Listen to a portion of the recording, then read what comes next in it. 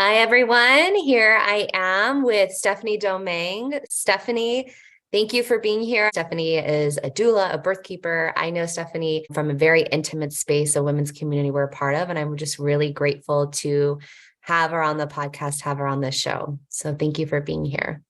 Thank you for having me, Emily. For those who aren't watching this on video, you can see Stephanie's sweet cat like in her lap, which is like so perfect. Yeah. So I always like to start these conversations and just dive in with the question of what embodiment means to you. That's definitely feels like a loaded question in a lot of different ways. But like embodiment itself is this expression and these forms that we include as parts of ourselves.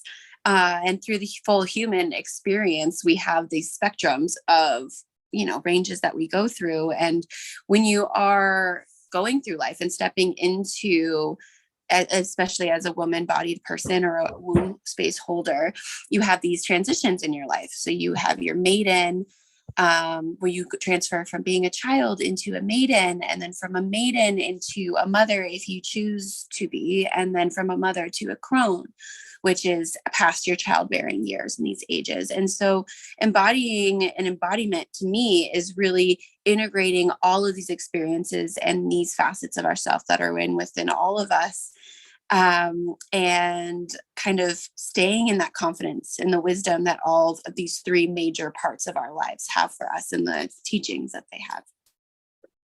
Awesome. So I have a lot of questions for you from that, but I'm taking a couple notes so I remember. So it sounds like if I could kind of reflect what you shared in my own language, it sounds like to you embodiment means integrating and accepting all aspects of you, all parts of your human expression and range. And that I think of like the wide range of emotions we have access to, as well as like the range of who you will be through your lifetime. But kind Absolutely. of sounds like you said, like embodying it though at any given time. Is that what you mean? Yeah. So I think it's also something that's hard to be aware of at points, especially because how do you embody your future self? You don't know your future self yet. But it's all the parts that you need are already within you, and it's tapping into that wisdom and then experiencing your human condition in that sort of way. I really love that. I really love the tapping into your future self and that wisdom. To me, that feels like this, like leaning in and surrendering into trust and into your own knowing, which is really beautiful. Mm-hmm. So if you don't mind, for anyone who, you use the terms maiden, crone, well, I forget the name. And mother. Yeah. And mother. Those might be, really obvious to some listeners, but to others that might be really new. So do you mind just defining, what do you mean by each of those terms? Of course. Yeah. And, some people may have different words for these sort of things. But the maiden, the mother, and the crone are sort of these sacred, it's a sacred moon time, or sacred, they're called the sacred blood mysteries is how I was taught. And so you're a child, and when you have your first bleed is when you are initiated into the maiden, and your first bleed is your first cycle, your first menses. And when you're initiated into this, you kind of are stepping into what it is to be a womb space holder. And so the sacred blood mysteries are, there's this really beautiful reading from Lane Redman, which she's a really beautiful drummer and knows a lot about historical. I'm getting on a different little box here, but the maiden itself, when we bleed, we do not die. And so we have this cyclical living of monthly bleed that cleanses and makes room for life, and we release. And so that is something that is amazing, where in a lot of different traditions, and it is actually scary for the patriarchal living, that we can bleed and not die. And so taking that blood and stepping into the space of choosing to give that blood to a new life, if you choose to do so, is initiation into mother, where you take that maiden, that freeness of powerful cyclical living, bleeding and not dying, and turning it into giving your source to a new life. But before we get to mother, I want to ask you a question, if you don't mind, on maiden. Absolutely. Yeah. Because you said, and I'm just curious to have you dive a little deeper on this, that the patriarchy can feel threatened by the fact that, as you know, a maiden, she bleeds and doesn't die. What can you expand on what you mean by that? Yeah. So we could like dive into hours of sociological conversation here, but yeah. So there's a lot tied into this. Blood for men in war and in power means death. Blood for a man who is partnered with a woman means death. Oh, I failed to, this is like super caveman talk, but failed to impregnate my wife, my partner, my whatever. She's bleeding. She's not a fruitful match for me. She didn't carry a son, that sort of thing. And that kind of just roots all the way back to even now, although things are starting to become a little bit more mainstream, we're looking at the pink tax for tampons and like these sort of things that it's icky. And or if someone gross. doesn't know about the pink tax, like look it up. It's a real thing. But basically, like example that Stephanie just gave, tampons are taxed at a higher tax rate than other things. Yeah. And so it's this like icky, we don't talk about it. Like, ew, you're bleeding, but it's really related to the death of, this sort of like, oh, it was not a fruitful union. You didn't give me a son. Back to just the very sort of building blocks of humanity of women, bleeding after not a fruitful union. And even before that, women on their bleed were considered dirty or unclean because they were bleeding death.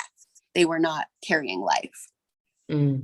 It's an interesting frame of looking at it.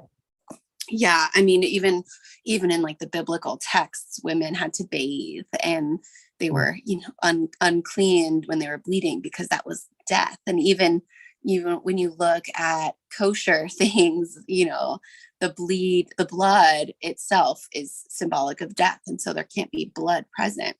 Interesting. Mm-hmm. Thanks for expanding on that. So then, I don't know if you had more you wanted to say on the maiden, or if you were going into the mother.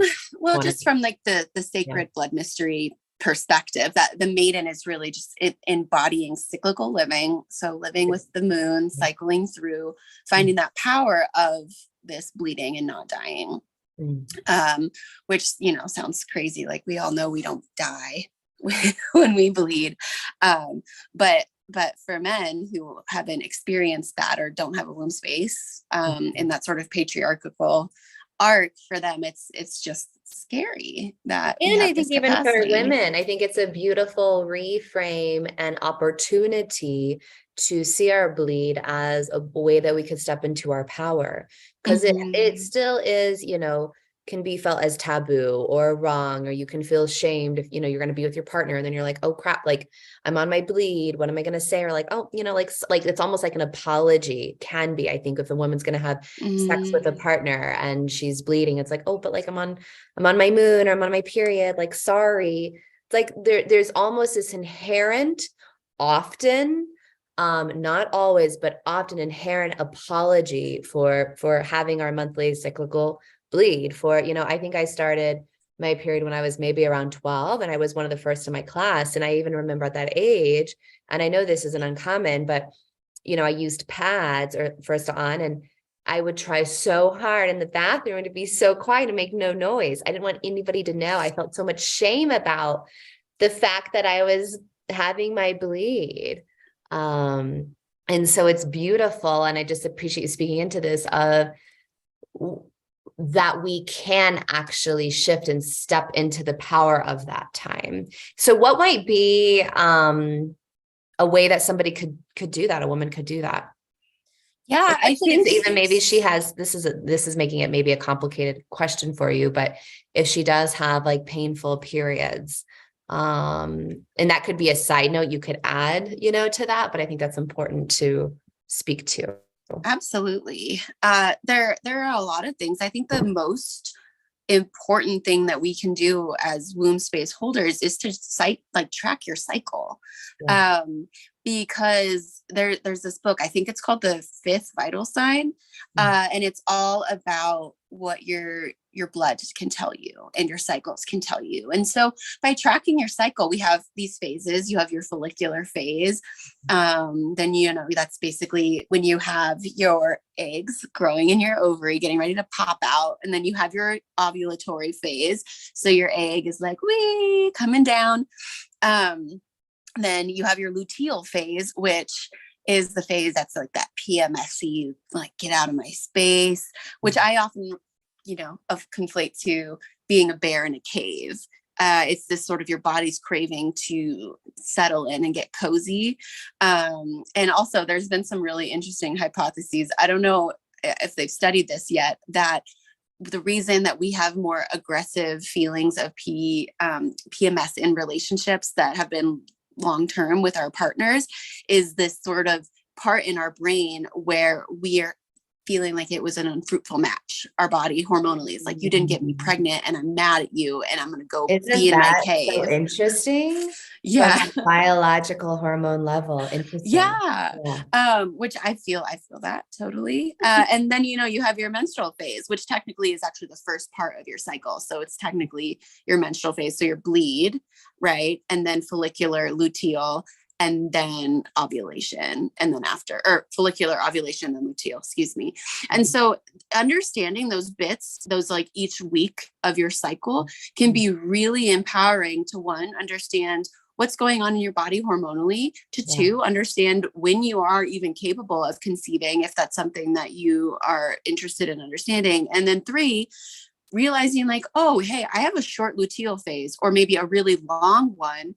And how that can also affect your own bleed, your own cycle. If you're experiencing bloating or even have something like fibroids or endometriosis, by understanding the length of your cycle, you can kind of start to look into what treatments are available to you. Because as we all know, maybe we don't all know this, but many of us know pain in our womb space, particularly around period cramps, adhesions in our uterus, endometriosis, are not taken seriously by care providers. And they're like, oh, well, periods are just rough. No, your bleed is actually not supposed to be painful at all. You're not supposed to feel cramping. You're not supposed to feel pain. This also is something, little sidebar. I see those things that are like those shirts that are anything you can do, I can do bleeding. And yes, while that is true, that shouldn't be the case. When we are bleeding, our cervix is actually open. We are sloughing all of this out. Our uterine arteries are open. We should truly be resting. This is a time of rest to avoid depletion. So there's a lot of layer cake of how our society builds into bleeding and our periods and just not even knowing when we're supposed to have our period and our bleed and considering what is normal for that. So I would highly recommend tracking your cycle if you're not even sure how to do that or what that means. One of my favorite books is called Taking Charge of Your Fertility. And it actually has like a whole back index full of different ways that you can track your cycle. Some people use that as a birth control or a family planning method, but I even think whether you have any other form of birth control going on or not, I think it's a really great way just to become in tune with your body and understand, oh, that's why I break out at this time, or that's why, I'm feeling super amorous towards my partner or any version of that. It's a great way into stepping into understanding yourself through a new lens. I love that, Stephanie. I love it because it's so tangible and practical and so empowering. Like to better understand at any given moment as a female who is, having her bleed, is having a menstrual cycle, to be able to name where you are in your cycle is so supportive. Both of us are business owners, and I can't say I've totally put this into practice, but I've played with even the idea of how I plan my business and plan my month based on my cycle. And sometimes I'm better at than others, but it's just even helpful to know, like, looking ahead of, oh, I'm going to be bleeding here, or this is a time month where I personally tend to be lower energy, probably not a time to plan a lot of extra things. And so it can just be really supportive to not get depleted, to not feel like, oh, we're just supposed to power through it, muscle through it as females, that actually I think a strong female stance is to really nourish yourself in those times your body needs. Yeah. Mm-hmm. So it's so important. It's so important. Yeah. Okay. So that's the maiden. Yes. And then you have the mother. And so for those of you who don't identify with the mother, and that is even if you don't have children, and you want children, you can still identify with this mother phase. But there are those womb holders out there who don't want children and don't identify with that mother. And so there's an alternative term I've heard used called the enchantress, which holds that sort of same space. So it's that with the enchantress, and sorry to interrupt you, but I've also on these three, I've heard like the wild woman as well be included. The wild woman and enchantress, would they be I would think that different? They're pretty similar. Yeah. Okay. I think like there's a whole spectrum of archetypes, right? I think there might even be 7, and the erotic mother is another one, but just for the simplicity, we'll just go with, maiden, mother, crone, the mother. We can also have like in hyphen or a little offshoot for the wild woman or the enchantress, because there's still substance that is happening there if you aren't embodying this mother role, and that can be part of your circle if that feels better for you, or your 3 circles, your 3 moons. But in the sacred blood mysteries, if you step into this motherhood role, or when you do, you, instead of releasing that blood, you keep that blood. And this obviously we know scientifically isn't what happens, but in ancient Egypt texts, when you step into that motherhood role, the blood from your heart actually goes down into your womb and grows a child. And so I think that's a really beautiful reference for that change of the blood of life is coming from your heart itself. And so I love that idea as far as to anything you're wanting to use that mother energy to create, whether that be human life, whether that be something you're creating, birthing into the world, art, a project, a business. But I just had such a beautiful sense in my body when you said that, bringing the blood from your heart down to your womb. And I could feel the enlivening, energizing impact that created in my own system. Yeah. And I think our creative center comes from our pelvis, our emotional center. And so why not send our heart blood down to that space? And I think it's really powerful. And within that, the first sound we hear as little fetus babies is the sound of our own mother's heartbeat, right? And so that there's something to that. And there is this whole connection that I think is really neat, where the first sound that your mother heard was her mother's heartbeat. But you, as a baby, you were inside of your mother's womb, right? You were an egg inside of your mother's body, inside of her mother's womb. And this line, so from a cellular level, we have been carried by mothers and grandmothers all the way back to the first mother. And so there's this really long line of heart to womb energetic that has been being passed along from the beginning of time. And so that is part of the sacred blood mystery, is that we are all children of one blood, essentially, the women. And so is there something you might offer for somebody who's wanting to, whether they be a mother to human children or a mother in a different way? Is there a way that they can really, I guess what might be a suggestion for somebody who wants to harness or cultivate or really step into the power of that archetype? Yeah. Well, I'm in the throes of it right now, and I'm still figuring it out myself. Stephanie has 3 beautiful, I've only met them once, but angelic daughters that I am just in love with. They keep me on my toes for sure. I'm sure. They're adorable. Yeah, I love them. They're very cute. And it's been more challenging than I thought. I've always wanted to be a mom, and here I am thrown into this. And I think a big part of this is just my own experience in the mothering journey is finding the self right? In that. So not losing the essence of who I am, not losing that maiden, that I still have that maiden brought along in my motherhood journey. And keeping hold of that while I take care of them, sort of that put your oxygen mask on before you put on the oxygen mask of others. And that's something that really ties this into the community work that I do. Is the mothers need the maidens so much. The maidens have the energy, the space, the time, that wildness, and the enchantresses or the wild women. They have this space to come together and cultivate that community, that energy. When the mama is like, I haven't slept in 3 nights and I ate cold beans out of a can, and there's laundry piled up everywhere. It's those maidens take the kids to the park so the mom can recenter and ground and make that home that safe place to land. That makes me tear up, and that's so beautiful. And it's such like, all of us need community. And I think particularly young parents, young moms, we're not supposed to do it alone, and to be able to bring that merging of the maidens supporting the mothers is really beautiful. Yeah. And I think that's also this sort of non-judgmental space where when we get to the crones, they have so much wisdom to share, but they've done it and their way is their way. And so it's nice to have this fusion of the 3 when it comes to surrounding the mother to really raise the next generation. And so these 3 all kind of interlink to create this really strong support system for the next generation of world changers.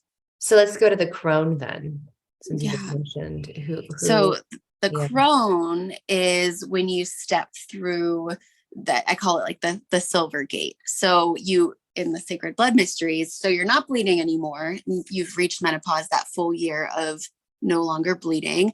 And the story behind that is you're keeping your blood, your wise blood, for yourself. So you've bled, you've shared by expanding that blood and that from your heart to your womb to a life. And now you're maintaining that so that you are able to share your wisdom with others. So taking that wisdom and supporting the mothers and the maidens, right? Whereas sometimes you're like, oh gosh, like, thanks mom or grandma or whatever. Like, I know this is things are different now, but in reality, it is a very important part of our culture. These are the stories and how to make that like extra special soup, and the healing remedies, and the things that are really going to continue to support the maidens, right? The children, the maidens, the mothers, the enchantresses, and then the crones are there just sort of as the apex of the wisdom at this point. They're maintaining. I like that. So now that you've kind of, thank you for just kind of outlining and defining each of the maiden, mother, and crone. I'd like to go back to part of how you defined embodiment for yourself, which it's always so fun. I love asking that question because I think embodiment means, I think it ultimately means a similar thing, almost the same thing to all of us, but in our own way, in our own language and words. And so it's beautiful to me to hear people's definition of it. And so would there be a way for you to share, maybe in your own perspective or a client or someone you've seen, of what is like a actual tangible example of somebody integrating all of those aspects of ourselves, right? Like past self, maybe maiden or before maiden, or future crone or future mother. Yeah. And we do have all of these facets in ourselves, right? So that was just talking along the sacred blood mysteries space. Oh, which I started wanted your to bleed. ask you. Well, we'll go back to that. Of what is the sacred blood mysteries? Yeah. So the sacred blood mysteries itself are that we as women or womb space holders bleed and do not die. And that is the thread that brings us all all the way back, so that we all have been held essentially in the wombs of our grandmothers all the way to the first mother. And so that is essentially what the sacred blood mysteries. So it's not like particularly like one school of thought or something. No, it's just in general, that is the sacred blood mysteries. And there's like, you can get much more in depth with all of that. But the maiden, mother, crone, even child, all of these identities are within us. So they can be energies, they can be our past self, our present self, our future self.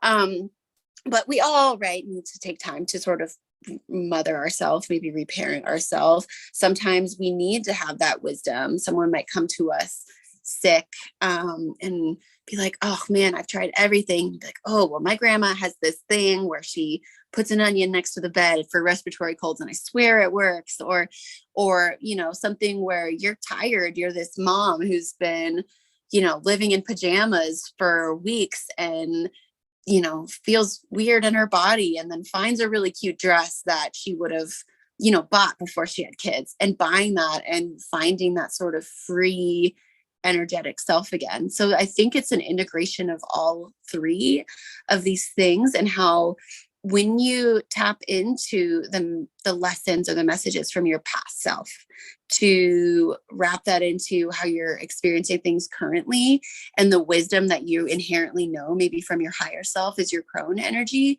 you're able to really feel, or maybe just include all of the bits of yourself to experience the way things are presenting in the current moment.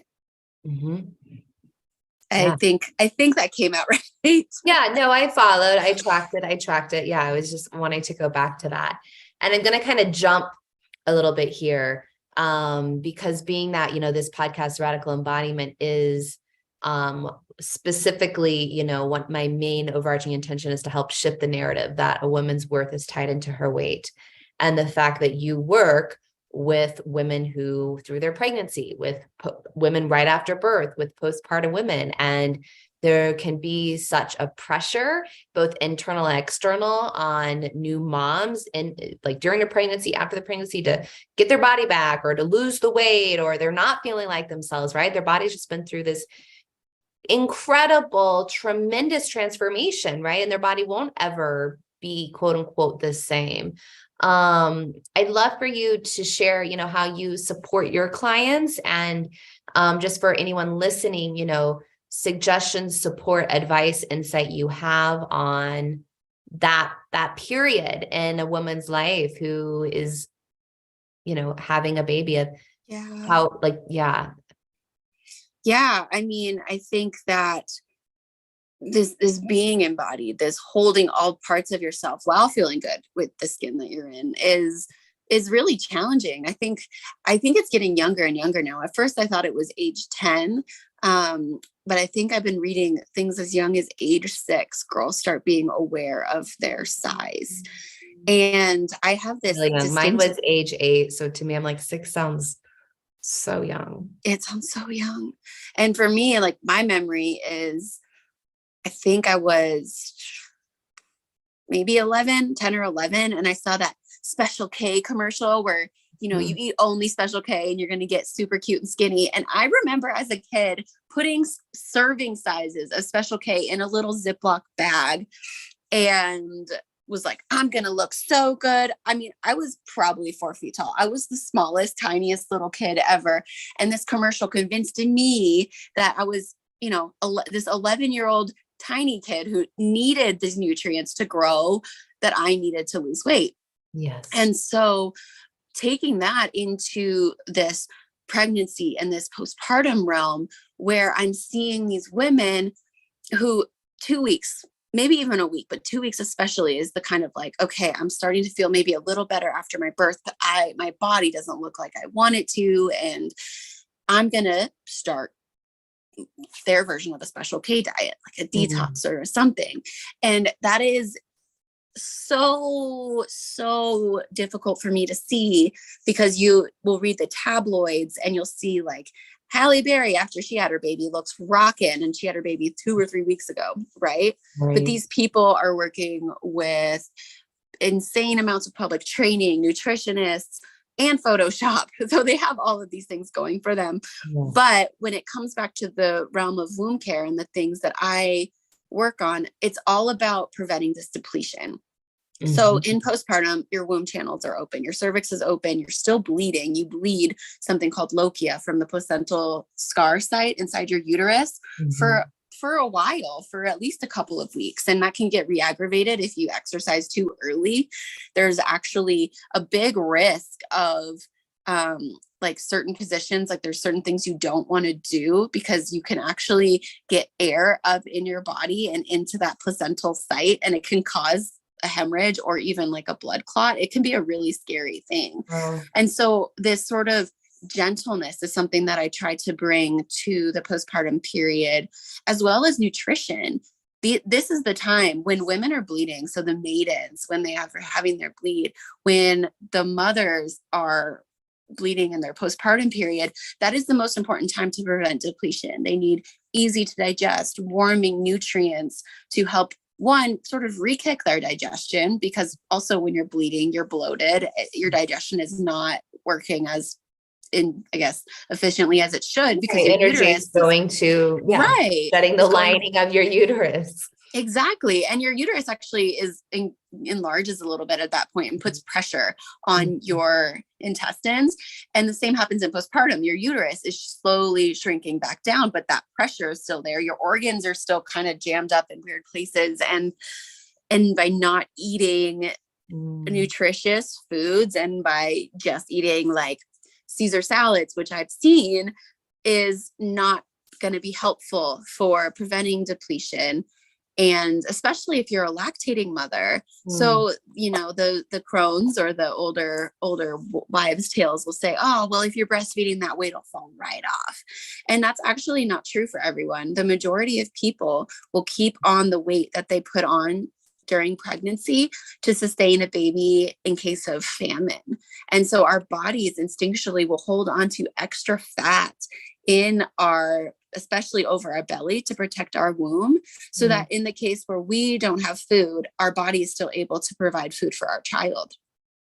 And so usually the golden standard of rule when it comes to the baby weight is it took you at least a year to put it on. It's going to take you at least a year to pull it off. And the first year of postpartum, a lot of people talk about those first 40 days, which is considered the fourth trimester, and it's like a very sacred time.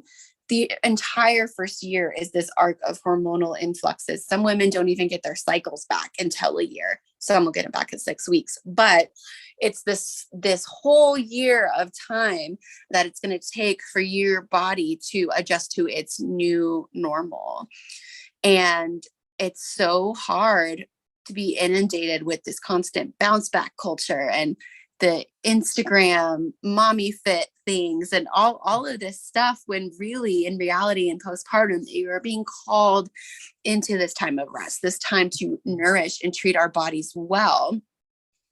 Because calorically, the time of pregnancy is equivalent to running a full marathon like every day. And in postpartum, those caloric needs don't really change much if you're lactating, because your body is needing to make milk to feed another human. And so when women aren't eating enough or drinking enough in postpartum, a lot of times I see struggle with milk supply, because, well, they're trying to get into their pre-pregnancy clothes, which their bone structures have changed. They might not ever be able to. Right. Their rib cage, pelvis are totally different. Yeah. And, you know, like after my pregnancies, my left rib cage flares out. I've had so much body work done on it. I don't think it'll ever go back down. And that's just all my organs kind of got shoved my up Rolfing there. brain is like, oh, you should come see me. I would love to come and see you. Yeah. I've had so not that I'm going to fix it. Not that it will change, and not that it's wrong. There's nothing wrong with it. No, I mean, I would love that. I've had physical therapists and all kinds of people try to be like, that's weird. I'm like, my organs were just up there for many years. Yeah. And so it is challenging. And I even struggle with this after having, 3 babies of my own. Yeah. But for me, just especially with the work that I'm doing, and especially because postpartum is such a raw and vulnerable time, I get very protective of mamas because it is so raw and vulnerable. And when you're up at like 2 a.m. breastfeeding, you're sleep deprived, you're going to buy like those diet smoothie subscriptions and like some crazy P90X workout, which is the worst thing you could do for any sort of diastasis that you experience, or it's a real big layer cake. And so the biggest thing that I can share for you, if you're bleeding or if you're postpartum, is nourish yourself. That is going to be the best thing that you can do for your body, for your brain, for your hormonal balance. That's a huge thing too, is women are not eating enough. $1,200 calorie diets are not enough. That's the caloric, needs of like a 5-year-old. Yeah.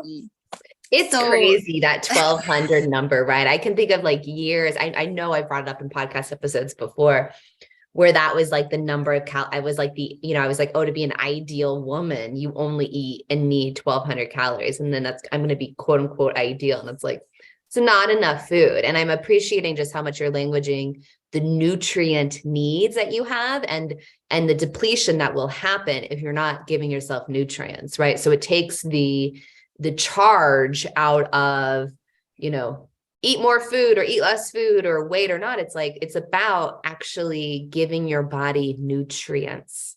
Yes. It's about not depleting yourself. It's about your body hasn't healed. Let's not put excess pressure physically on it while it's healing. Yeah. And some people, there's so many different things and things work for different people, right? But the majority of women, we need good fats. We need healthy fats.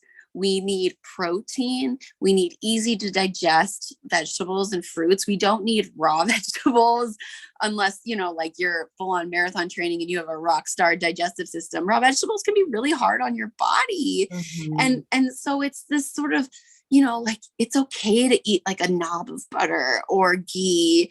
Like intermittent fasting is one of the worst things you can do for your hormones if you're struggling with weird cycles or there, I don't want to make these big overarching statements, but in these times of vulnerable hormone imbalance or bleeding or postpartum, the most important thing is focus on taking care of yourself, nourishing yourself in the best way possible, and the rest will follow. Because if you feel good in your body, then you'll feel good looking at your body. Mm-hmm. And also, it's the juicy time. And when my third postpartum experience was much different than my first two, because I looked at it that way. So instead of having this special K moment, I ate sweet potatoes smothered in ghee and I really nourished myself. And when I looked at my body, which, I always used to say like my weird floppy postpartum body, I looked at myself in the mirror, like fresh out of the tub. And I was like, I am a juicy mama. Like my body's leaking milk. And I'm like covered in these stretch marks, but how amazing is it that I grew these humans? And I just went out and bought bigger clothes. And it felt amazing because I stopped trying to squeeze myself in clothes that would never fit me. And wearing clothes that fit me, I was like, oh, like, I don't feel like I look too big because I'm not trying to scram myself. You're not trying to squeeze into. I love that stuff. I appreciate you sharing that. And even just that like visual of gifting yourself the permission to nourish and eat what's going to satiate you. And how that also for you felt the direct translation of gave you more resource to look at yourself through the lens of love and recognition of what like incredibleness your body has just been through. Yeah. I was mothering my maiden in that moment. And so, back to that question of how can you, if you don't have children, mother yourself is when you're bleeding, nourish yourself, like lay down with that warm blanket and heating pad, put on fuzzy socks, right? This is not the time to, jump into some crazy workout or anything. Just do everything you do with intention and it will change the way that you look at everything. And that's like the wisdom from my crone, right? Is moving intentionally has made the biggest difference in the way that I look at everything. And that to me is being embodied, is the intention and the gentleness. And also it's this wild swirling layer cake of inhabiting the truest parts of myself. I love that. Well, so I normally ask at the end of these interviews, like, what is one suggestion or tip a takeaway you would give to someone who wants to live a more radically embodied life? And I wonder if that maybe you have a different one, or if that would be it, of living with intention. I think that's it. Live with intention, eat with intention, eat the butter, like or ghee, or just nourish yourself. And I think that's it. I think it's a beautiful, and it's such a gift in a world that only seems to get faster unless we're intentionally choosing otherwise every day. Just having that intention itself helps to slow down a little bit. Setting an intention every morning for your day. It doesn't have to, I think sometimes there can be this preconceived notion of, okay, I'm going to meditate every morning, or I'm going to live this embodied life. I'm going to be really mindful, that it also has to take all this time. And I disagree. I think, yes, if you have the time to cultivate into a really deep practice, amazing, do it. And, you're sitting on the toilet every morning, set an intention, right? When you're heating up water for tea or for coffee, have an intention. Before you're eating, just an intention of how you want to feel. It can be so simple. It can be a word. If you, set it in the morning or beginning of your day, carry that word with you through the day. And I think I just really appreciate that, Stephanie, because it's so simple and tangible, and it doesn't take any extra time, yet can make such a profound impact on how you navigate through your day and through your life. Yeah. And I also would like to say, like, okay, what that word, that intention, anytime I'm in a yoga class or, any of these things, or even when I would teach yoga classes, I would tell my students to pick an intention for the class.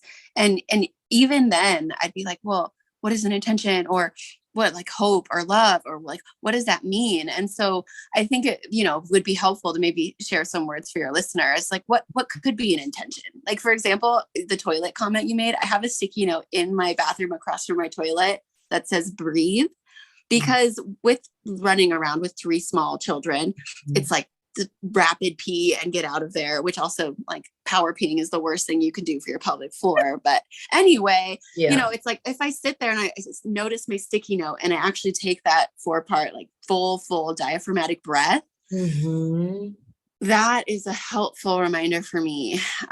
Whereas my intention for this entire year is spaciousness, just creating space around things. So if it doesn't have to feel so full, like some other words, help me out, Emily. That would be a good, I often like, play intention. with this present. Often what comes to me is I just want to be present. It's a longer check-in that I won't share right now, but I often do a daily check-in with myself. And at the end of it, I ask myself, based on how I'm feeling, what would help me feel just a little bit better? So it's similar to this intention idea. And it's usually that I just want to be present, that I just want to be where I'm at. And for me, it is to just take a breath, to ground into my body. I know that a lot of the clients that I get coaching wise, when they're first working with me, the idea of being in their body or just dropping your body is completely foreign. So that'd be like, feel your feet on the floor, rub your hands together, something that helps to give you a physical, that tactile sensation that helps support you to come into the present moment. Sometimes it's just that I want to feel ease on days that I have that are a little particular fuller with, client help or client appointments. I'll try on a word of like ease, or I just want to feel rested. And I find that in the gaps in between, it helps me be more intentional on my breaks of, oh, I don't need to look at my email to respond. We can wait until tomorrow. That's fine. I can take care of me on these breaks instead. Yeah. We live in such a culture of immediacy, don't we? Stephanie knows that my email is down for a week, and I'm like, oh, people are going to think I'm unprofessional.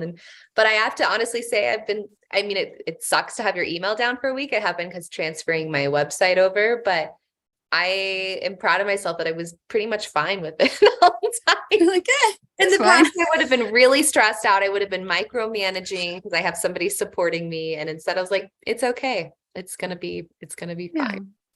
I mean, snail mail in the olden days would have taken a week anyway. So it's fine. Bless you, Stephanie. I'm so grateful that you were on and just opening your lens into your world a little bit for us. I know it was really helpful, supportive conversation for me. And so I'm sure it was for listeners as well. So just know I'm really grateful to you. There's a lot of great takeaways. How can somebody find out more about your work? Yeah. So I do have a website. It is currently up. Mhm. It's a work in progress, but it is Sorry. up. I just have to laugh at how you're like, I do have a website. It's currently I up. have one. But yeah, it's www.rockymountainmother.com. Okay. And then I'm also on Instagram. It's just Rocky and then Mountain abbreviated. So the MTN Mother. Okay. And that's primarily where I post like the new things that I'm up to, but I've been pretty busy with births lately and postpartum visits. But yeah, feel free to reach out to me on there or send me an email. My email is stephanie@rockymountainmother.com. Just the whole thing. We'll have all those linked below too, so people can find those in the show notes. Awesome. Definitely check out Stephanie's work. Give her a follow on Instagram. And yeah, amazing. Thank you again. Thank you everyone for listening. Thank you. And my little takeaway, what I'm really feeling in my body is just that takeaway of harnessing that mother energy of feeling whatever it is you're desiring to create in your heart and just dropping it down into your womb. So if anyone, I would just play with that. Awesome. All right. Take care, everyone. Bye.